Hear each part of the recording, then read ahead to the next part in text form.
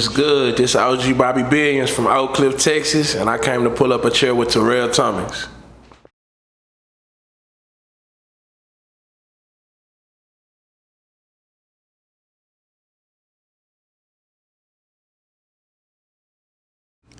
Terrell Thomas, TheseUrbanTimes. It's a beautiful day in Atlanta, Georgia. We live at the LiveHipHopDaily studios, and we got a gentleman today joining us for Pull Up a Chair who's pulled up all the way from Dallas, Texas, doing a lot of great things in Texas. We're gonna talk about that. You got new music out in the streets that's making a lot of noise, that's charting and making a lot of noise. So we're gonna discuss that and talk about your journey as well.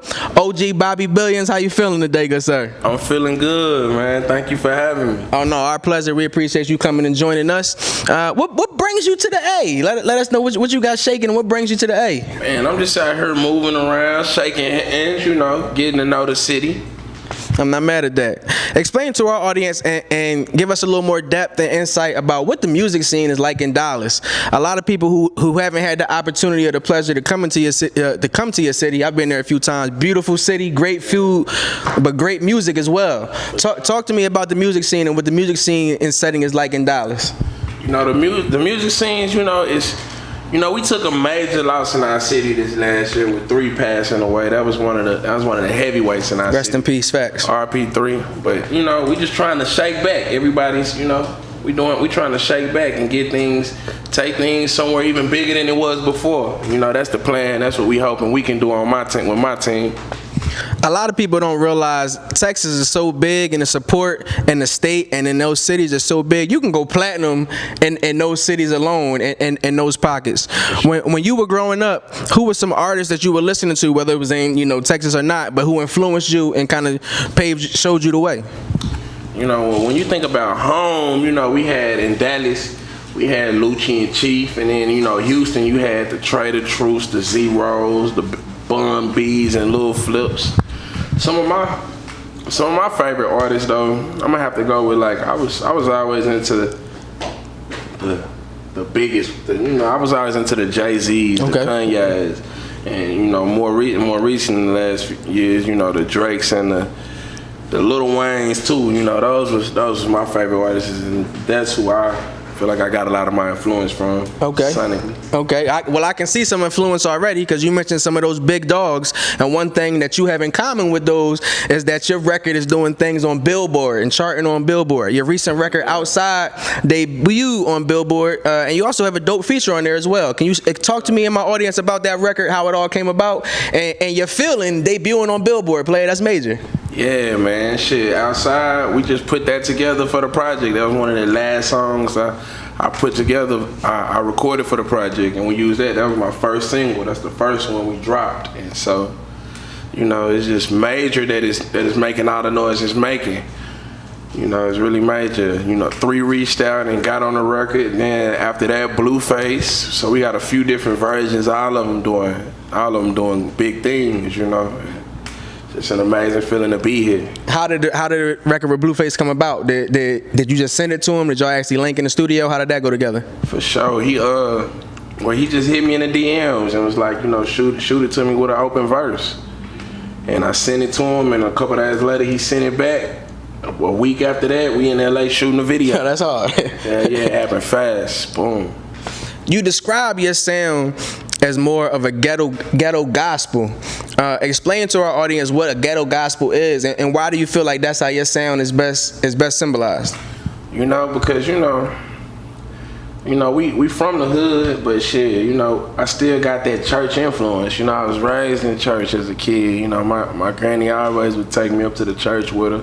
I remember being young and liking the music. Like I remember being a kid, really liking the music, even back then. That was, when you're young, that's the most funnest part about going to church as a kid. The sounds, the drums, the organs. You might get a whooping. You might go to sleep and get a whooping when you get home. You might sleep on the sermon and fall asleep in the pew. Granny don't like that. Fact. She ain't like that at all. But the songs, that's what kind of sticks. That's what kind of stick with you, and it's always stuck with me. Sure. Okay, I understand that you're working on a new record that'll drop next week. Food Stamp Baby. Food Stamp Baby. Talk to me about that record. Who's the production behind the record, and how did that come about? So Food Stamp Baby, it was produced by my guy Quinn with the keys. He's actually in Atlanta now. He's from Dallas, but a little bit after we made that record, he moved out here for good. So okay. This is where he works at now. But Quinn with the keys and me we got together and put the sound together, put the instruments and everything together, and we put the record together. It's me, Trap Boy Freddy, and Uno Loso. All three of us are some of the bigger artists in my neighborhood where I come from, and so we just put it together, and the city waiting on it. Matter of fact, it's already getting radio spins back home. It's already on the radio, but we finna drop it on the 16th and shake the world up again. Now, you're from a very well-known pocket in Dallas and whatnot. Sure. So you've mentioned a few times your neighborhood or your hood. Talk to us a little bit about your neighborhood. And as you said, it's some dope artists that have come out of that area as well. Oh, for sure. I'm from Oakcliff, Texas. That's probably one of the bigger hoods in Texas as a whole. One of the more popular neighborhoods. And right now, we got a lot of the major artists in the city come from Oakcliff, so for sure. What's up with Holy Goat, man? Explain to me and give me some in-depth information on that project and how it all came about. So Holy Goat, I really wanted to just touch in with that church stuff, and so the goat comes from my team back home. We Billy Gang, that's our team. We the Billy Goats. That's kind of our mascot. It's been like that for a while. And so instead of Holy Ghost, I did a little play on the words, Holy Goat, In the end, the goat is also the greatest of all time. So, you put all that together, you got the Holy Goat. I'm the best at this. You was talking to me off camera about enjoying your time in Atlanta already, having the opportunity to eat at breakfast in Barney's. Yeah. As I mentioned to you, one of the things I enjoy the most about Dallas, for me, is getting the tacos. I go to the joint, like a gas station, and there we go, Fuel City. You know what I'm saying? Line B, damn near to the street and whatnot. If folks in the Dallas area and they coming out there, what's some food spots you recommend? Where's some places you enjoy? Shit, you gotta come. You gotta go to Rudy's Chicken. You gotta get you some Rudy's. That's up the street from the crib. And you gotta go to Sweet Georgia Brown. That's like the number one soul food spot in Dallas. It's a couple spots. You gotta hit Fuel City, go grab some tacos after the club, something all night. That's where the after party is. The club shut down, everybody at Fuel City. And that's some of my favorite spots in the city. You gotta make sure you check out if you want some good food. Okay. Do you keep your eyes on the Cowboys when you have an opportunity, when you're not like focusing on your music and things of that nature? All right, I'm a Cowboy. Honorary Cowboy. So how you feeling right now with Dak being back? Y'all gonna be on Hard Knocks, so we'll get to see a little more in depth of what's going on with the Cowboys. What y'all gonna do this year? How you feeling about Dak returning? We're gonna win the Super Bowl. Oh shit! Cowboys went to the Super Bowl this year. This is our year. Oh, yeah, all right now. Yeah, for sure. This our year. We done heard that a few times from Cowboy Nate. This for sure. What makes this year different?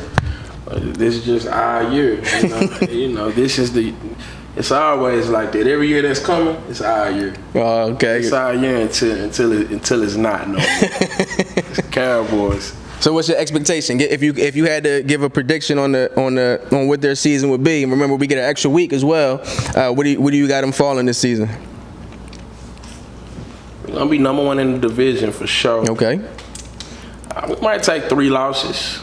We might take 3. I can see the 13 in there. I can see it.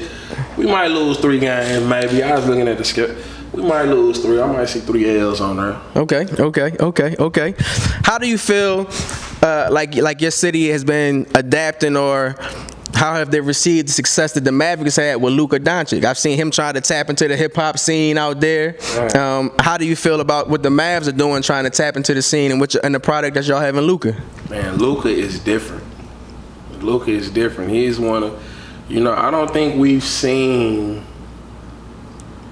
a player as good. It's weird. It's kind of weird, but I don't think we've seen a player as good as him so young. Like the numbers he's putting up at 21 years old is topping everything. Those are facts. No one at 21 has the same numbers as him. He's better numbers than Brian had at 21. Better numbers than Magic had at 21. He's different, and he's showing it every year. So I'm really excited about Luka. I'm hoping, this is gonna be a crazy off season. I'm really interested to see where we're going with this. Go ahead and pour you a drink and whatnot. And once again, Terrell Thomas, These Urban Times. In this episode of Pull Up a Chair, we went all the way, as you see, Oakcliff came to visit us one time from the TX from Texas. We sitting down with OG Bobby Billions.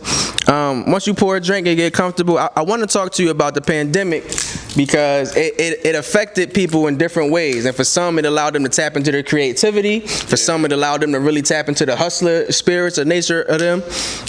So I want to know, how did you feel like 2020 impacted you, influenced you? Like, how did the pandemic impact your campaign? Man, you know what? I think the pandemic was. And I'm gonna join you one time. I ain't gonna let you sit by yourself. I think the pandemic was what I needed. I really got to sit down and really focus. Like I've never focused. I've always had a lot going on, Respect. so it's always difficult for me to really focus. I was always wanting to do this. I was always doing this and that, running around here, running around there, partying a little too hard sometimes. Sometimes you really just need to sit down and lock in. And, I think the pandemic gave us that. I think God gave me what I needed when I needed it. That's well said, player. Sure. That's very well said. So we understand that Holy Goat is out. We know that you'll be working on Food Stamp Baby, but the summer is is still young, and people are just kind of getting back outside. Things are starting to open back up. As we mentioned, you're here in the A. It's dope to be sitting with you today, because this time last year, it would have definitely been a virtual experience or something like that. What else are you working on in the realms of music and entertainment?